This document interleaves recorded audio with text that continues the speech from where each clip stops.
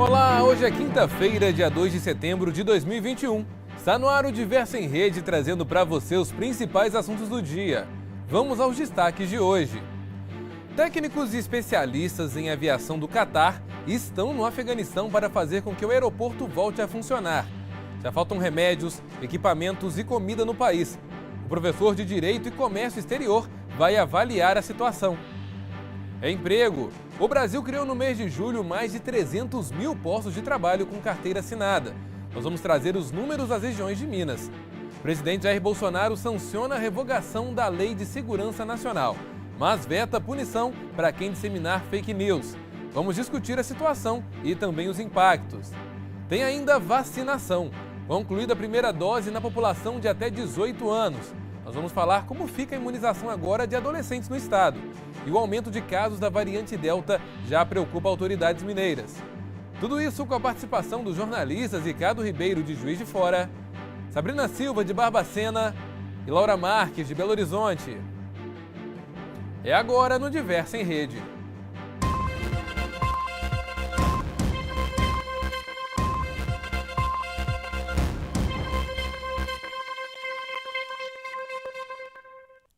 Uma boa noite.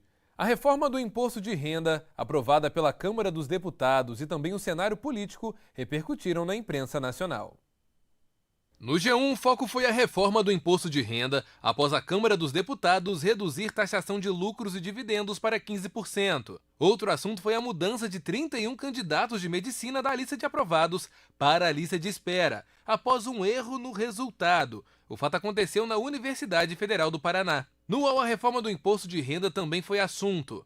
No cenário político, a fala do presidente do Supremo, Luiz Fux, repercutiu, dizendo que liberdade de expressão não comporta ameaças. Ainda segundo o UOL, de olho em 2022, Bolsonaro crê em 30% de votos, mas teme derrota por inflação dos pobres. Na Folha de São Paulo, a participação policial nos atos do dia 7 de setembro chamaram atenção, após diversas promotorias apertarem um cerco contra a adesão de militares aos atos bolsonaristas. Sobre a CPI da pandemia, a Folha mostrou que o lobista guardado para depor não compareceu, e os senadores acionaram a Polícia Legislativa para a sua condução coercitiva. Entre os destaques do jornal Estado de Minas, o Manifesto de Empresários Mineiros defendendo a harmonia dos poderes mostrou a divergência com a FIENG, após a federação criticar apenas o judiciário. E a preocupação do governador Romeu Zema após suspeita do mal da vaca louca em um frigorífico de Belo Horizonte estampou a primeira capa.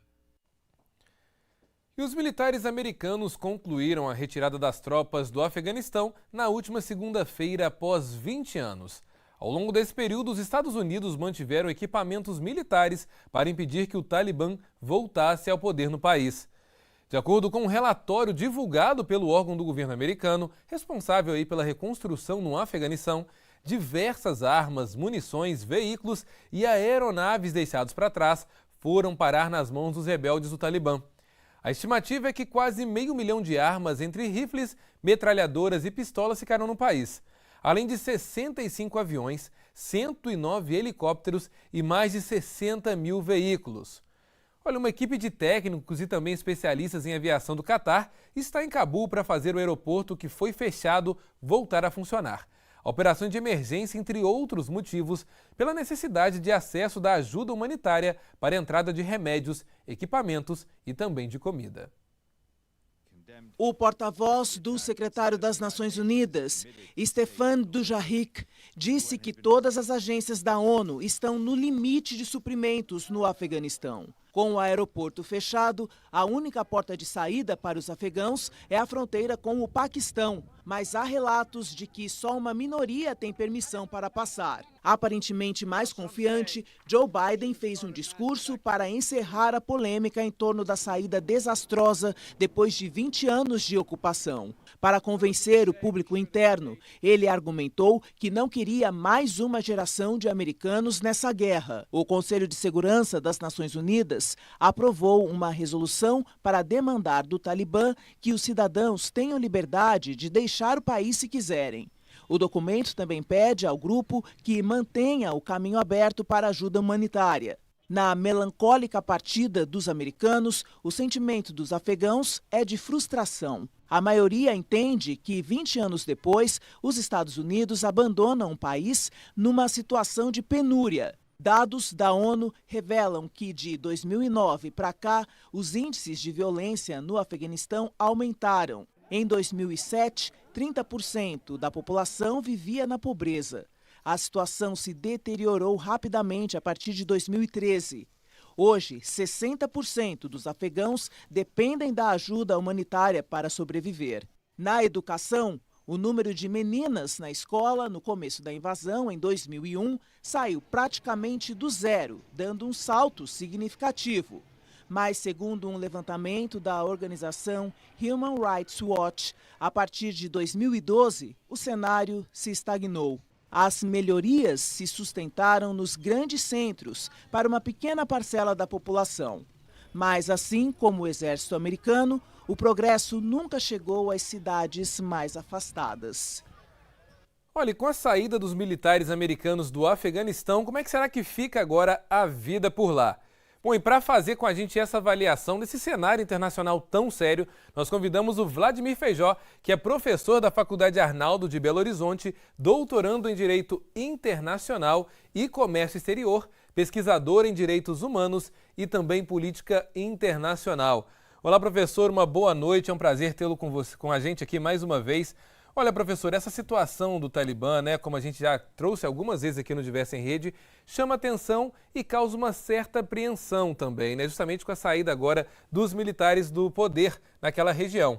O senhor acredita que é possível que o Talibã surpreenda a comunidade internacional com alguma atuação positiva, diferente do que foi da última vez? Uma boa noite, professor. A minha expectativa não é nada boa. Boa noite, Elias e os espectadores do Diverso em Rede.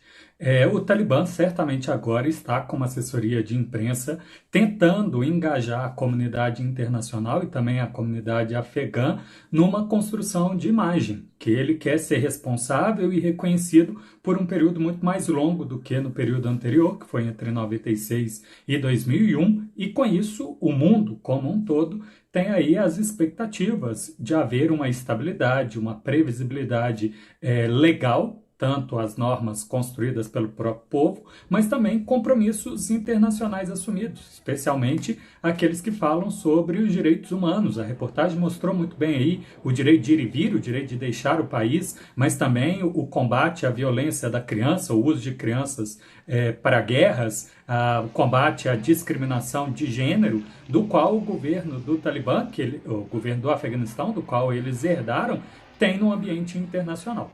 Porém, do outro lado, o discurso tradicional, que eles usam inclusive para pressionar a população local, é que eles merecem estar no governo porque eles representam a tradição daquele país e não defendem um modelo desse Estado que separa religião e governo e também forças armadas. Então a expectativa é que sim, eles voltem a exigir uma interpretação um tanto quanto antiquada de mandamentos ou comandos religiosos criados há milênios, mas que não são muito coerentes com as expectativas do século XXI. Agora, professor, chamou muita atenção nessa saída das tropas americanas, que de fato foi um desastre. Nós vimos cenas cruéis, muitos civis subindo, inclusive, em aviões para tentar se salvar. Ou seja, no meio daquele caos, o medo e o desespero era tão grande que as pessoas não sabiam nem sequer aquilo que estavam fazendo, Elas preferiam ali ter o medo de subir no avião em movimento do que parar e ficar ali para poder enfrentar a situação. O senhor acha também que essa situação das armas terem ficado para trás também não foi uma imprudência muito grande? Olha, certamente a gente está aí num discurso também midiático. O governo dos Estados Unidos, as agências de inteligência, têm tentado nos últimos 5 dias amenizar a expectativa do mundo que essas armas foram deixadas e vão beneficiar o Talibã. As armas de pequeno porte, essa aí é um pouco difícil contestar, mas aviões, helicópteros, tanques, blindados, jipes, o governo americano insiste que deixou inoperante. Por mais que o Talibã, de outro lado, tenha feito a exibição de controle e uso dessas armas, segundo o governo americano, estão inutilizáveis, não vão voltar à prática.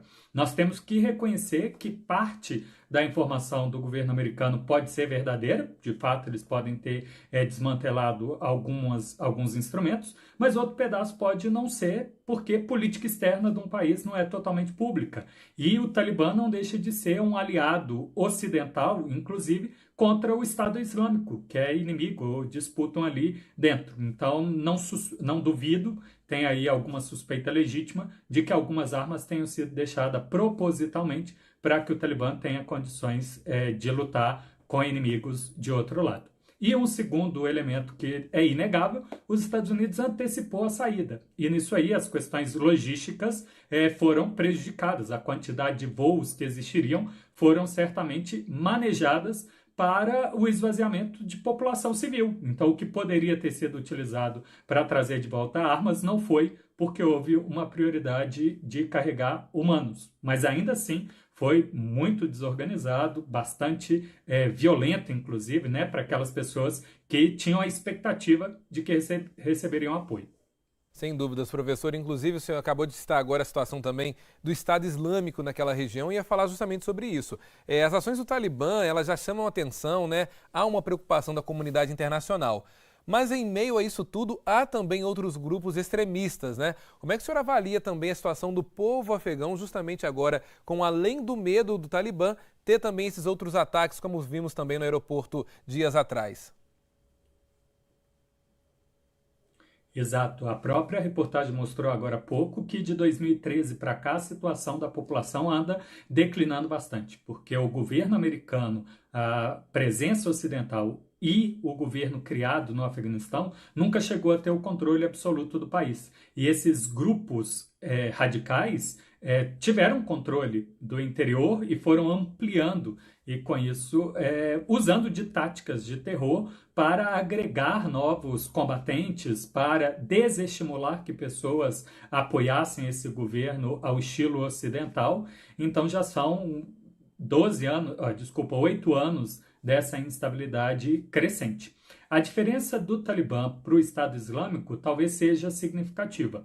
O argumento do Talibã é mais nacionalista, uma unidade do povo afegão, enquanto o Estado Islâmico prega mais por um internacionalismo islâmico, talvez a criação de um super Estado ou de uma super fronteira onde todos os islâmicos estivessem, e não tem tanto apoio populacional como o Talibã comparado, né? Aparentemente tem, ou pelo menos a conivência. E esses grupos usam de instrumentos de pressão para tentar angariar apoio, para também buscar custeio. E a população realmente está em linha cruzada, intimidada de todos os lados.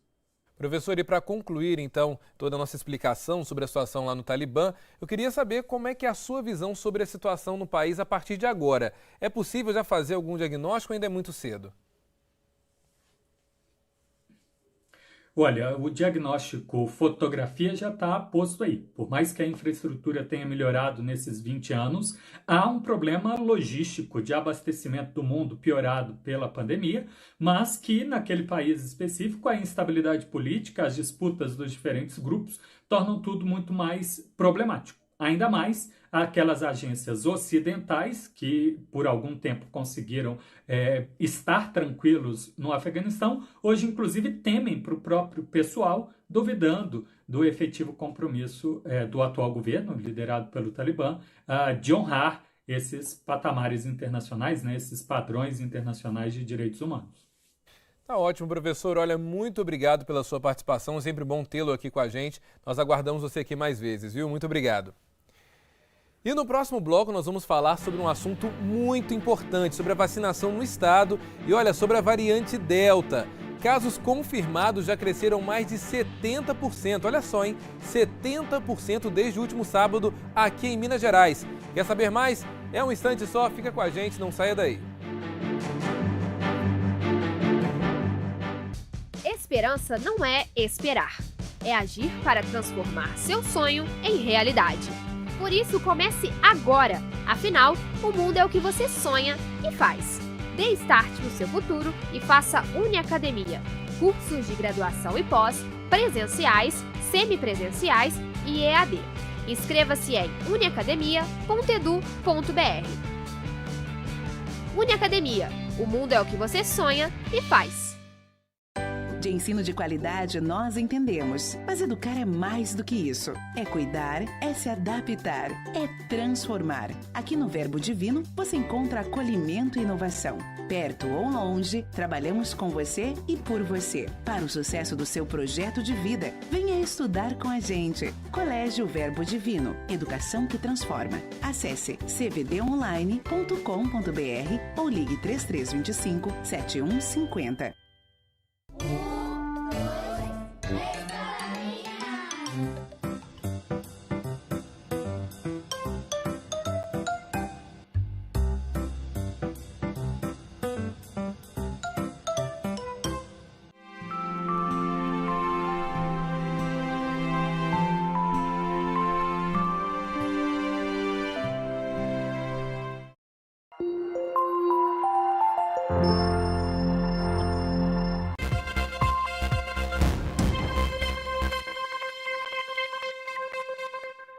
Já estamos de volta. E o número de casos confirmados da variante Delta em Minas Gerais cresceu mais de 70% desde o último sábado. Antes eram 102 registros, chegando a 174 agora, segundo dados da Secretaria Estadual de Saúde. Olha, como destacamos aqui no Diversa em Rede, Juiz de Fora, na Zona da Mata, é a cidade com o maior número de casos, são 41 ao todo. A proximidade com o Rio de Janeiro pode ser a justificativa para a maior concentração de episódios dessa mutação do vírus na cidade. Hoje teve reunião com o Comitê Covid do Estado. Por isso eu quero agora chamar os nossos correspondentes Ricardo Ribeiro e Laura Marques. Olá, Ricardo, Laura, uma boa noite para vocês. Olha, Laura, todo mundo muito tenso, muito apreensivo, não é? A variante Delta, ela realmente está trazendo mudanças aí para cidades, como acontece no Rio de Janeiro. Infelizmente, como a gente já sabe, é um vírus que se espalha muito mais rapidamente. Ao mesmo tempo, também ele tem um poder muito maior nisso, né? Antes, se não me engano, era uma pessoa ali no início da pandemia. Cada pessoa passava o vírus para mais uma e agora esse vírus com essa mutação pode passar para ainda mais pessoas. Chega até mesmo ser parecido com a catapora nesse ponto. Vai trazer mudança, será aí em Minas, nos protocolos de segurança, como no caso, né, do Minas Consciente? Uma boa noite para você. Boa noite, Elias, Ricardo, a todos que nos assistem. Olha, a princípio não tem nenhuma mudança para a população, não, de novas regras, nada disso. Por enquanto, a orientação da Secretaria de Estado de Saúde é mesmo para continuar usando as máscaras, para as pessoas irem se vacinar e manter algum distanciamento na medida do possível, né? Porque, na verdade, a maioria dos setores da economia, as atividades já estão todas liberadas, né? Na maioria dos municípios daqui de Minas Gerais, pelo menos.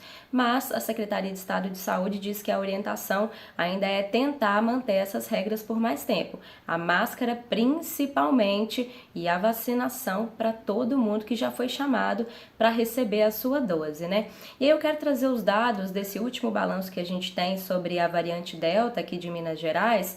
Mais recentemente, hoje cedo, a Secretaria de Estado de Saúde informou que o número de mortes e o número de casos subiu bastante, como você disse aí, Elias. O número de mortes chegou a 5 agora. O último caso que a gente teve foi na cidade de Arinos, foi o mais recente. Mas tem outros municípios daqui de Minas que também já registraram mortes. Eu vou trazer aqui os nomes de alguns deles.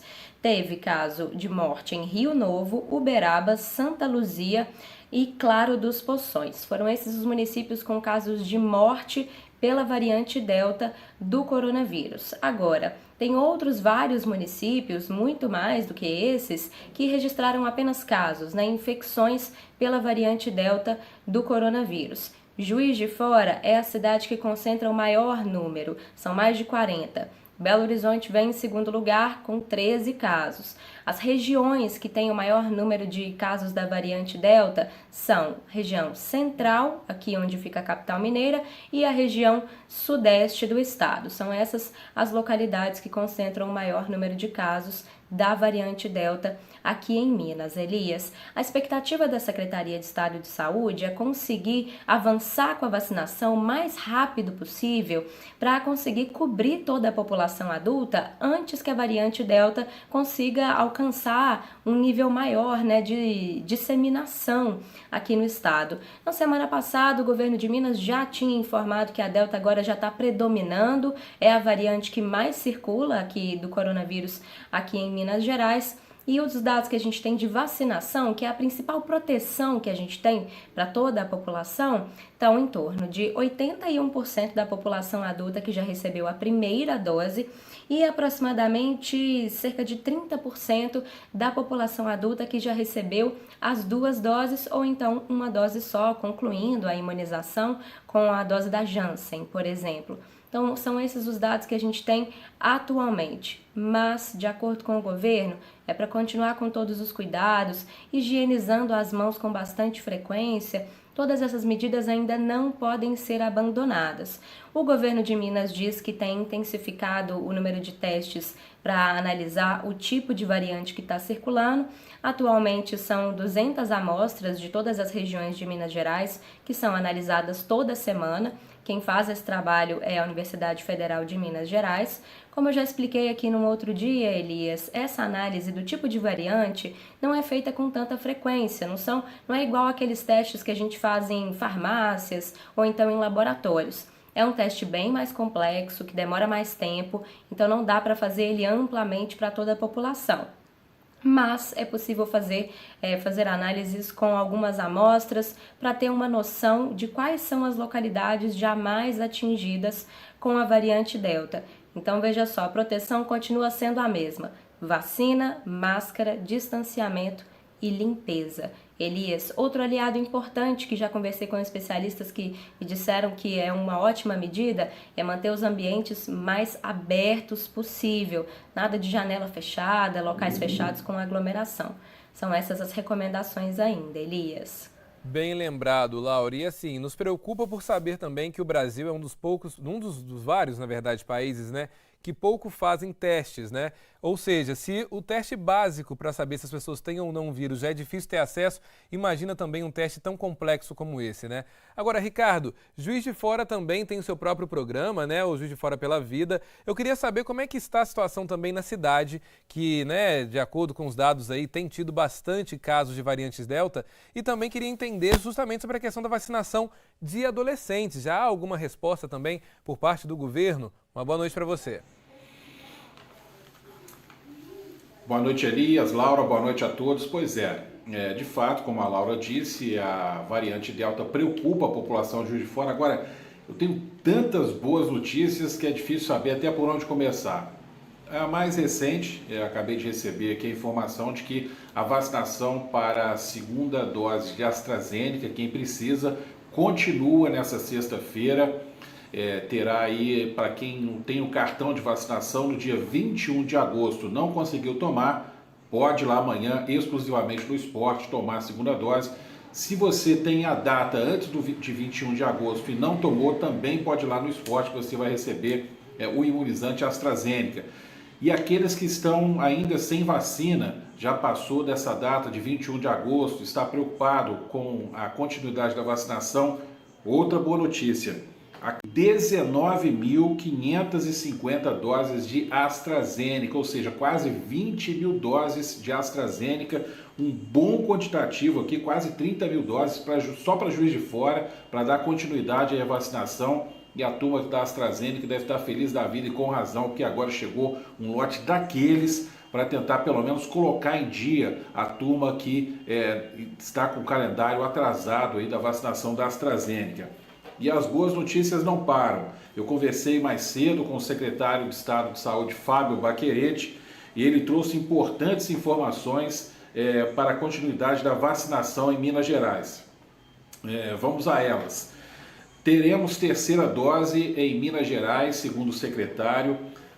Nesse momento inicial, a partir da próxima semana, os municípios já podem, inclusive, aplicar a terceira dose para quem tomou Coronavac, a partir do próximo dia 8, agora de setembro.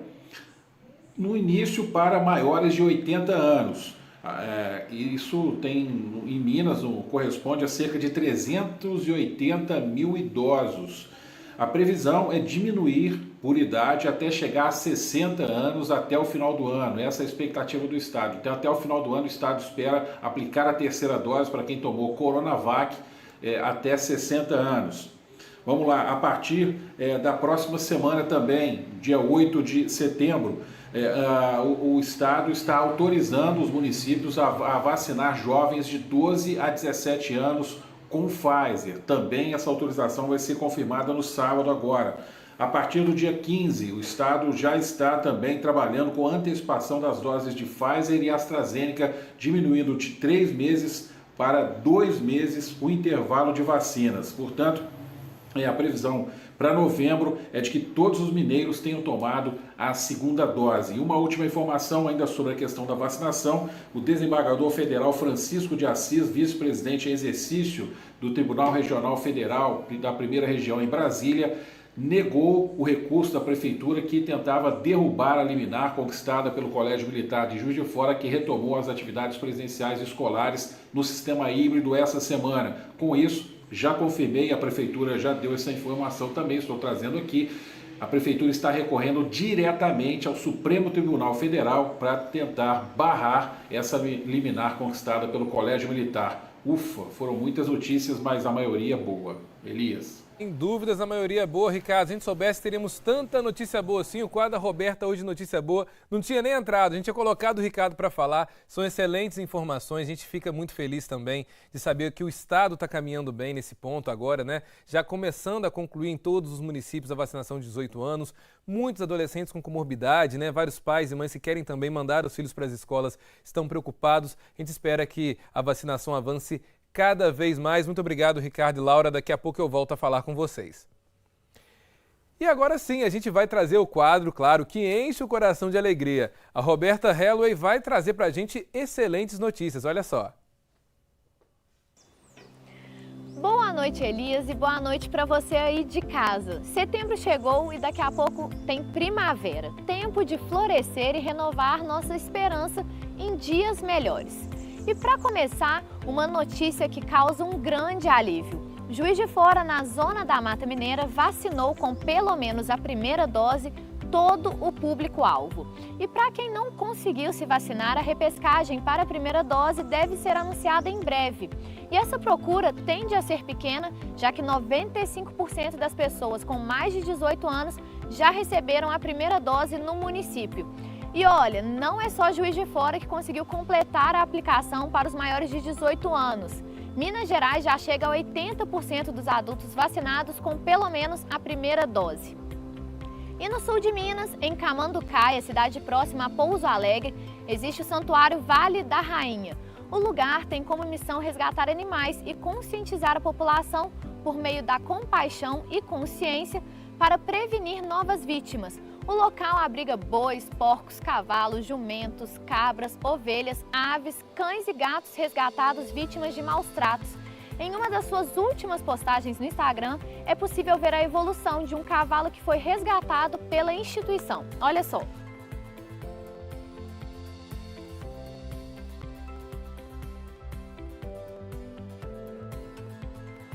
E a empresa de hospedagem Airbnb vai oferecer acomodação gratuita para 20 mil refugiados que fugiram do Afeganistão. A gente sabe que o mundo está passando por uma grave crise de refugiados. E são milhões de pessoas e famílias precisando de ajuda, né? Então, que esse exemplo sirva de inspiração para outras grandes empresas e instituições que têm a capacidade de fazer uma enorme diferença na vida dessas pessoas. Bem, semana que vem eu volto com mais notícias boas. Tchau! Excelente, Roberta. E no próximo bloco nós vamos falar sobre emprego. Apesar da crise gerada pela pandemia, Minas Gerais teve o melhor resultado desde 2013. Quer saber mais? Fica com a gente volta no instante.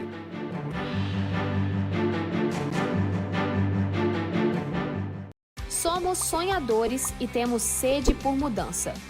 mas é preciso agir, porque o mundo é o que você sonha e faz. Então, dê o start na sua carreira. Faça sua pós-graduação no UniAcademia. Cursos presenciais e EAD financiados em até 48 meses. Aqui, você tem aula com professores mestres e doutores atuantes no mercado de trabalho e matriz curricular atualizada. Inscreva-se agora em uniacademia.edu.br.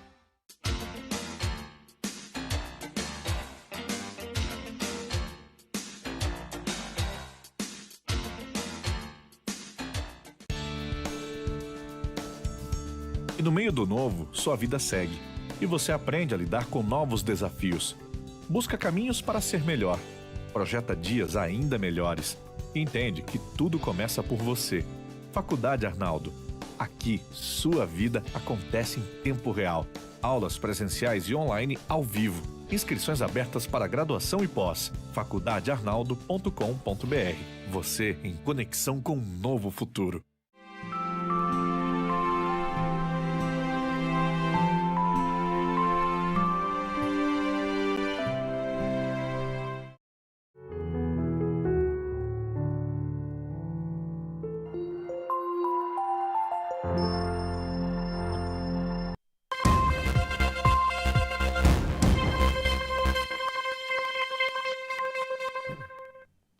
Já estamos de volta e agora para falar sobre emprego. A notícia é boa, viu?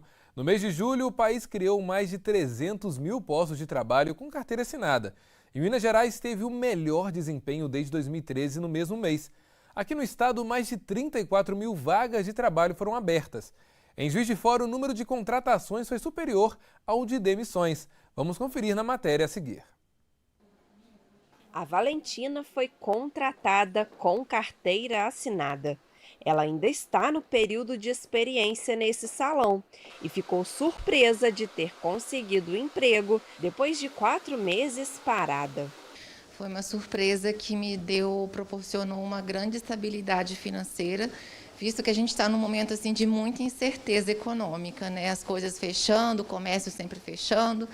E quando eu tive essa oportunidade na minha área, que é a área da estética, né, a área da beleza, eu fiquei ainda muito mais feliz. A procura dos clientes aumentou e aí a Glaze precisou ampliar a equipe, garantindo todos os direitos trabalhistas. Depois que foi liberado, né, o trabalho novamente, a gente voltou com muito mais força, muito mais garra, né, muito mais vontade de fazer dar certo, onde a gente viu um aumento muito grande da procura, né? E a necessidade com isso de chamar alguém para vir trabalhar com a gente também. E foi aonde a gente encontrou a Valentina, né? Para poder aumentar a equipe e melhorar também o serviço, né? Porque uma pessoa que está empregada também, ela também trabalha um pouco mais feliz quando ela tem os direitos dela resguardados. De acordo com o Cadastro Geral de Empregados e Desempregados, o CAGED, o Brasil criou 316 mil postos de trabalho só em julho. Só em Minas Gerais foram abertos mais de 34 mil. Já em Juiz de Fora foram 4.910 contratações, contra 3.961 demissões, o que representou um saldo positivo de 949 empregos. Para o economista, as novas vagas de emprego refletem o avanço da vacinação. A economia vem se recuperando com o avanço da vacina, com a diminuição do número de mortes e a flexibilização daquelas medidas. Então, o que acontece? Os empregos estão voltando. Muitas empresas que fecharam, diminuíram suas atividades, voltaram. É um número bom? Sim, mas a gente tem que comparar que ano passado muitos postos de trabalho foram fechados. Então, ainda não é suficiente para recuperar o nível pré-pandemia, mas é algo positivo que a gente espera que continue crescendo com cada vez mais o avanço da vacinação e o controle da pandemia.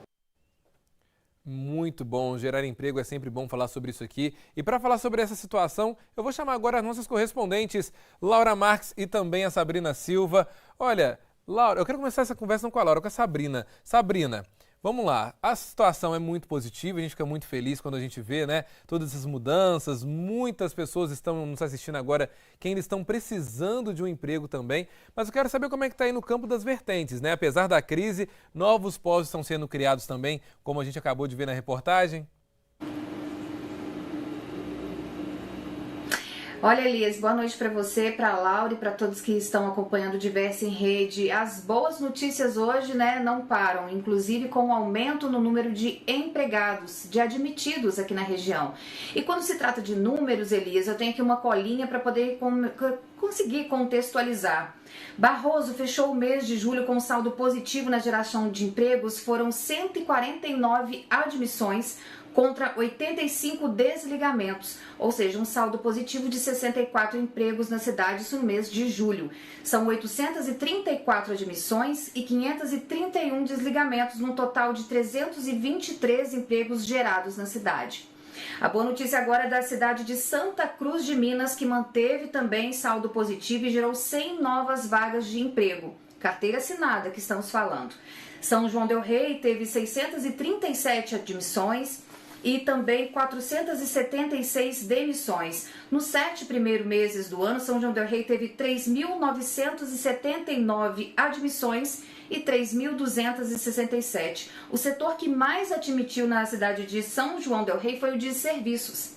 O melhor saldo de contratações foi para o setor de construção, com 77 novas vagas. Os setores da indústria, agropecuária e também tiveram saldos muito negativos, mas também já estão se recuperando. Barbacena fechou o primeiro semestre de 2021 com saldo positivo.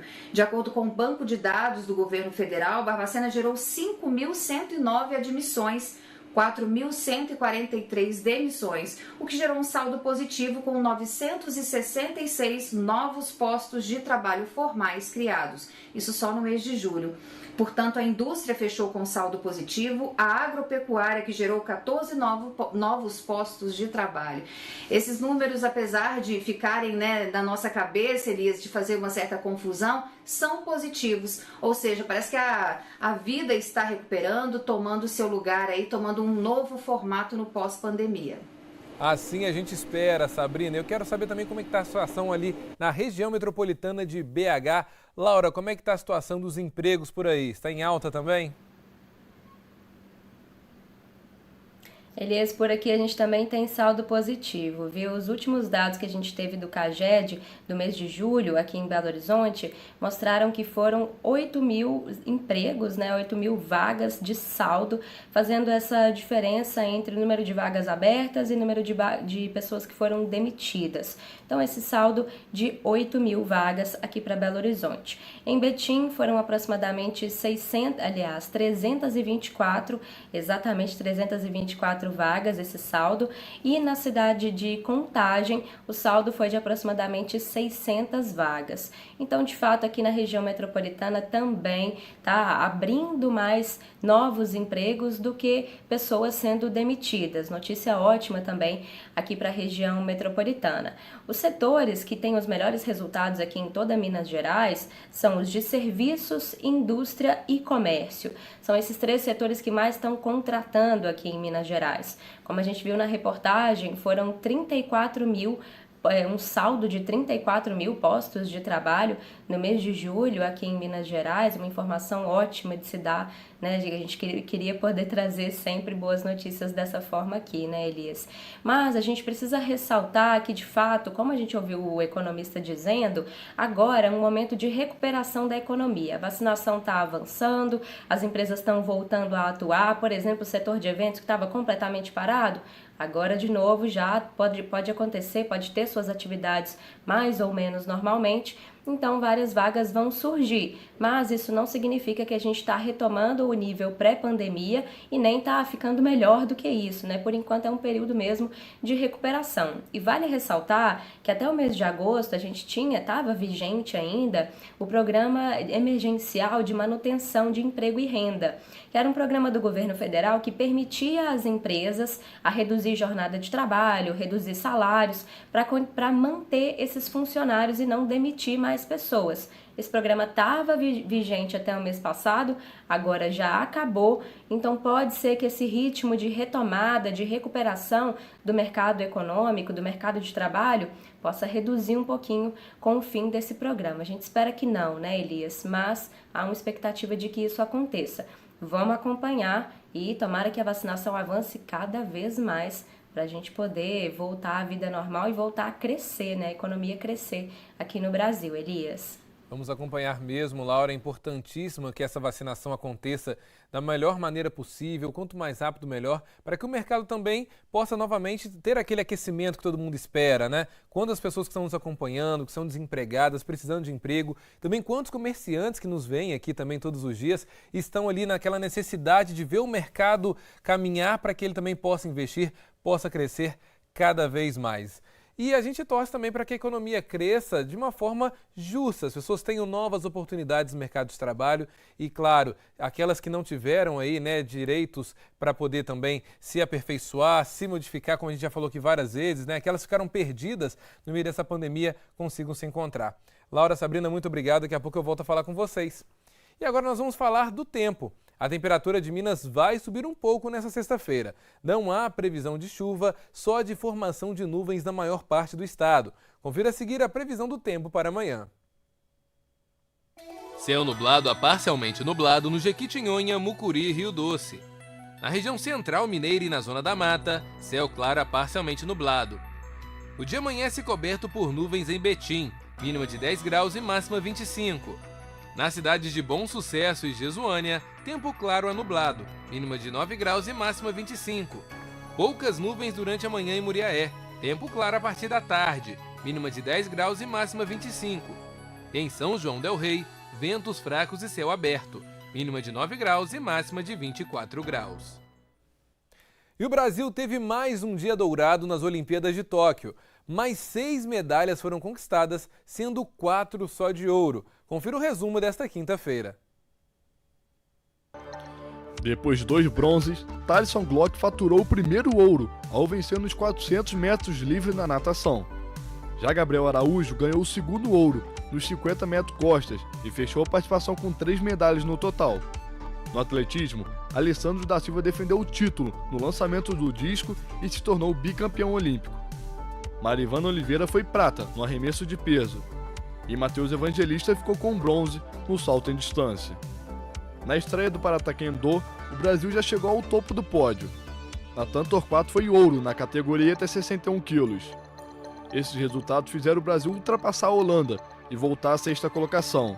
China, Grã-Bretanha e atletas da Rússia seguem no pódio. O Brasil está muito próximo de bater o recorde de ouros em uma única edição das Paralimpíadas. Faltam apenas 2 medalhas para igualar Londres em 2012, com 21 ouros, e o país ainda está na final no futebol de 5 e no goalball.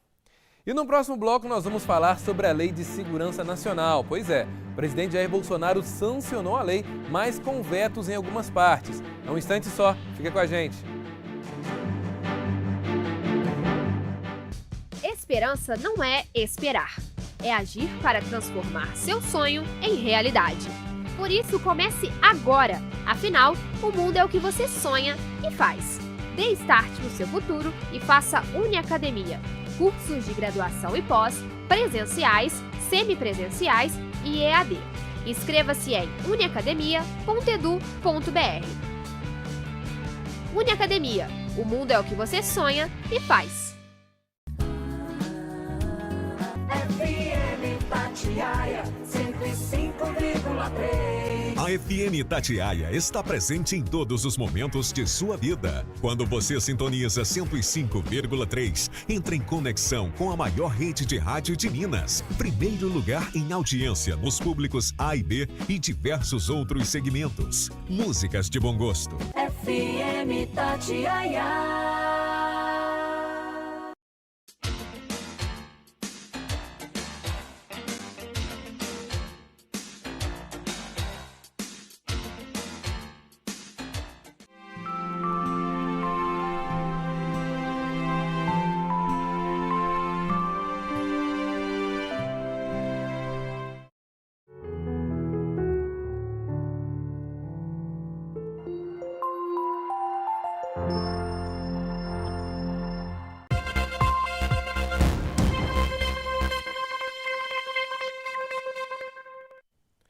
O presidente Jair Bolsonaro sancionou hoje a revogação da Lei de Segurança Nacional, mas com alguns vetos.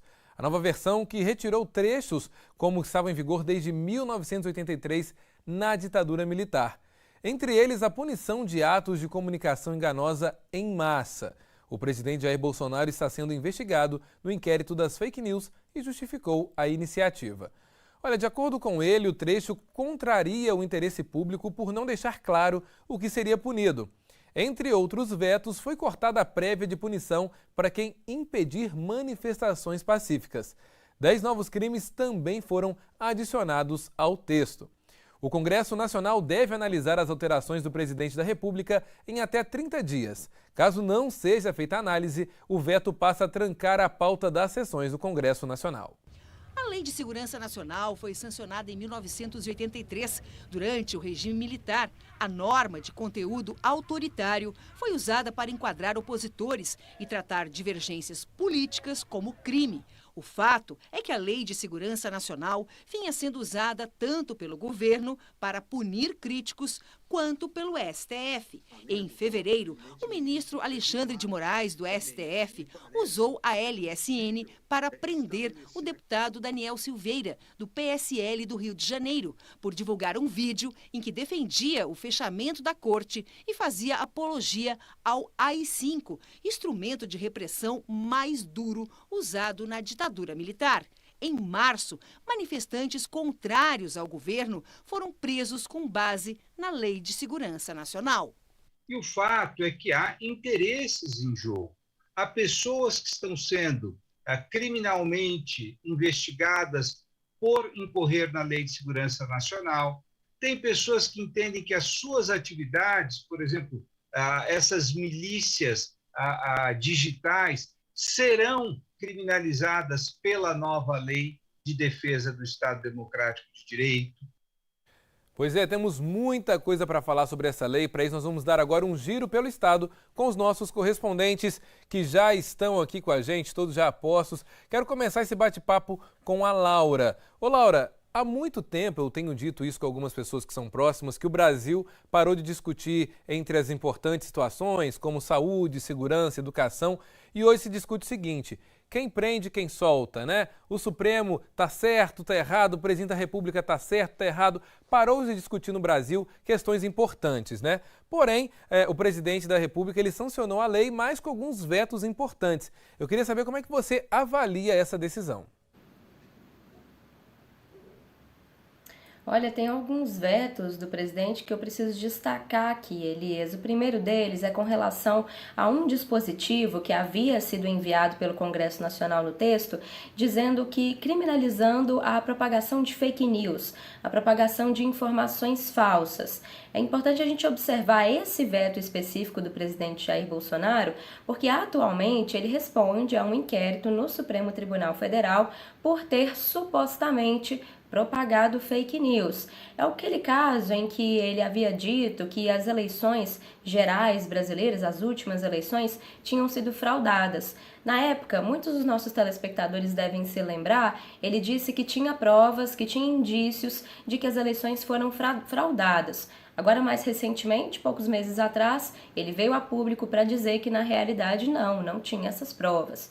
Então, ele responde a um inquérito no Supremo Tribunal Federal exatamente por ter propagado essa informação falsa durante vários anos, inclusive, né?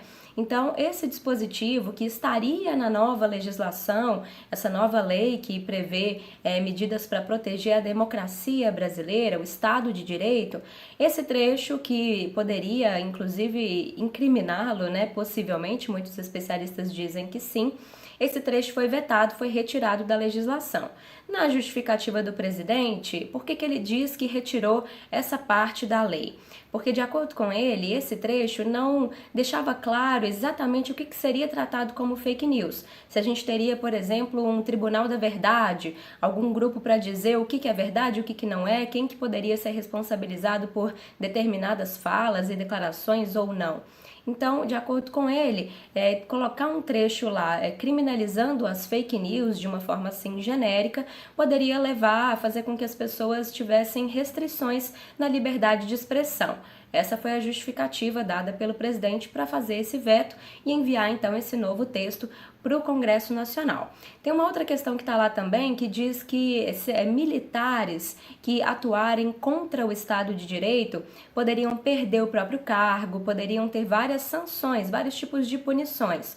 E aí ele vetou esse trecho, dizendo que não é possível colocar uma punição mais grave para os militares especificamente, em detrimento de outros servidores públicos, né? Sendo que esses outros servidores teriam punições mais brandas. Então essa parte também foi retirada do texto. E aí, Elias, já que a gente está falando de liberdade de expressão, quero trazer aqui informações sobre a próxima manifestação que está marcada para acontecer aqui em Belo Horizonte e em várias outras cidades pelo país, que o próprio presidente Jair Bolsonaro tem convocado no 7 de setembro. Aqui em BH haverá manifestação em prol do presidente, né, em apoio ao presidente, e manifestações contrárias, ambas marcadas para a Praça da Liberdade. Existe uma preocupação das autoridades de segurança com relação a essa manifestação, de que possa haver algum tipo de atrito entre os manifestantes dos dois protestos. Então, por isso, a Polícia Militar já está avisada para fazer uma segurança especial, né, com atenção a essa localidade da Praça da Liberdade, e também a Guarda Municipal vai reforçar essa segurança, Elias. Então, estamos todos muito atentos para essas manifestações do 7 de setembro aqui em BH, Elias. Pois é, Laura, a sensação que a gente está é que vivemos numa bagunça institucional, né? Isso de todos os lados. E, infelizmente, a conta acaba caindo, né, como a gente já falou aqui várias vezes, para os mais pobres. Agora, Ricardo, me chama muita atenção essa fala sobre as fake news, né? Como é que não se sabe quando o assunto é ou não fake news? É muito fácil. Quando a notícia não é verdadeira, ela é falsa. Não é difícil a gente saber disso, não é difícil a gente entender essa questão. Então eu queria que você falasse para a gente um pouquinho como é que você avalia também os impactos dessas novas decisões do governo. Pois é, Elias, fica fácil falar depois da Laura porque ela destrinchou bem, né? Trouxe uma clareza maior desse assunto aí. Eu só queria complementar dizendo o seguinte, aí a Laura tem razão, de fato,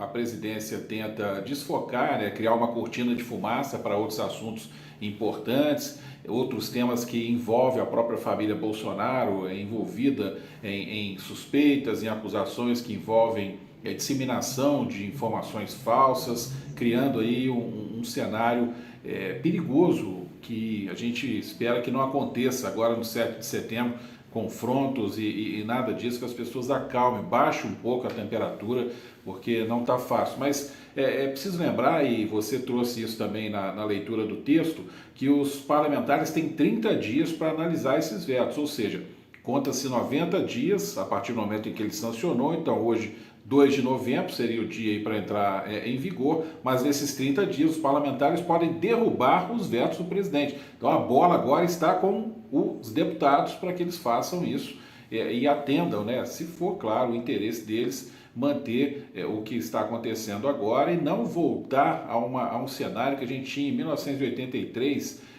tinha poucos anos ainda, mas pela história e a gente vendo, um cenário de ditadura, um cenário difícil para o Brasil. Aquele período dali para trás foi muito difícil, a gente tem muitos relatos que trazem isso de uma maneira bem detalhada. Lembrando também que isso tudo remete a uma disputa entre o presidente e o Supremo Tribunal Federal, porque é um dos estopins desse trabalho do presidente em revogar essa lei, alguns trechos da lei, está justamente naquele episódio de fevereiro agora de 2021, envolvendo o deputado Daniel Silveira, do PSL de São Paulo, em que ele gravou um vídeo que foi para as redes sociais, aí, inclusive ameaçando o Supremo Tribunal Federal, e o ministro Alexandre de Moraes usou trechos dessa lei para tentar aí, coibir essa ação e colocar, né, a prisão aí do deputado Daniel Silveira. Dentro desse ponto, apenas para concluir, que a Laura falou sobre jornalistas, e você também, Elias, isso coíbe agora, por exemplo, o uso dessa nova legislação contra críticos às instituições. Inclusive, há um artigo do Código Penal que prevê expressamente que tais crimes não ocorrem em razão de manifestação crítica aos poderes constitucionais, nem por atividade jornalística, nem por reivindicação de direitos mediante passeatas, manifestações, greves e etc. Portanto, esse direito democrático das pessoas de se manifestar, ele permanece dentro dos limites razoáveis que não atinjam e ferem a violência e principalmente a integridade das pessoas, Elias. Isso mesmo, Ricardo. Manifestações são importantes, claro, ela expressa também a opinião de um grupo, mas é importante saber que existem leis, existem regras para serem seguidas e cumpridas. Ou seja, 7 de setembro chegando, ô Sabrina, ao invés de a gente estar aqui, falando da independência do Brasil, alegres por uma data como essa, nós estamos o quê? Simplesmente preocupados, como a gente tem visto aí na mídia, certa apreensão no ar, justamente para saber como é que vão ser esses protestos, É muito triste isso. Com toda certeza, Era um momento para ser comemorada a independência, a soberania, o dia 7 de setembro. Bom, eu acho que a fala da Laura e a fala do Ricardo acaba representando todos os brasileiros. A minha parte, então, aqui, concluindo, Elias, é que o que se vislumbra num momento como esse, em que manifestações estão sendo conclamadas para o dia 7 de setembro, é reflexo de um povo que está extremamente sensível em 18 meses de pandemia, em que tiveram aí, nós todos, temores, tivemos medo, tivemos perdas e tivemos muitas coisas negativas. São 19 milhões de brasileiros passando fome, basta ir às ruas para poder saber. E o dia 7 de setembro, desde que deixou de ser colônia pela Leopoldina em 1822 para se tornar um país independente, nós acompanhávamos antes da pandemia o desfile agraciados. Eu particularmente gosto, inclusive participo, e gosto também de ver o hino nacional brasileiro, a representatividade da minha nação, da minha pátria. Ir às ruas fazer esse tipo de trabalho para a gente era realmente muito bom, enchia o coração da gente, de amor à pátria. E isso hoje se transformou, inclusive, numa... abre aspas aí, por favor, numa guerra, porque o que se vê são pessoas querendo, tanto de um lado quanto de outro, manifestar a insatisfação. Agora, se falando de um contexto geral em relação às manifestações, Elias, por aqui nós temos sim previsão de manifestações tanto contrárias quanto a favor. A manifestação é democrática, Portanto, através de redes sociais, aqui nós podemos acompanhar, aqui nós tivemos acesso, que tem essa previsão sim, e que isso tudo aconteça de uma forma muito lícita e de uma forma muito democrática, porque o momento que nós estamos vivendo é um momento extremamente sensível, Elias. Exatamente, Sabrina, infelizmente são dois lados que estão cansados, O mesmo povo com opiniões diferentes, mas todos muito cansados. Muito obrigado, a gente se fala aqui novamente amanhã. Muito obrigado pela participação de vocês aqui hoje. E daqui a pouco, às 8h10 da noite, tem mais um programa inédito do Juntos da Cozinha. E olha só, essa semana a chefe Raquel Novaes chega com uma receita da Espanha. É a tortilha espanhola de frigideira, conhece? Pois é, pra gente aqui é como se fosse um omelete bem incrementado. Mas vamos preservar o nome chique, viu? Fica ligado aqui na programação da TV Diversa para acompanhar tudo. E a gente fica por aqui. Mas amanhã o Diversa em Rede volta às 6h10 da noite com muito mais informação. Lembrando que se você quiser rever alguma notícia do nosso jornal, corre no YouTube da TV Diversa, youtube.com/TV Diversa. Uma boa noite, até amanhã.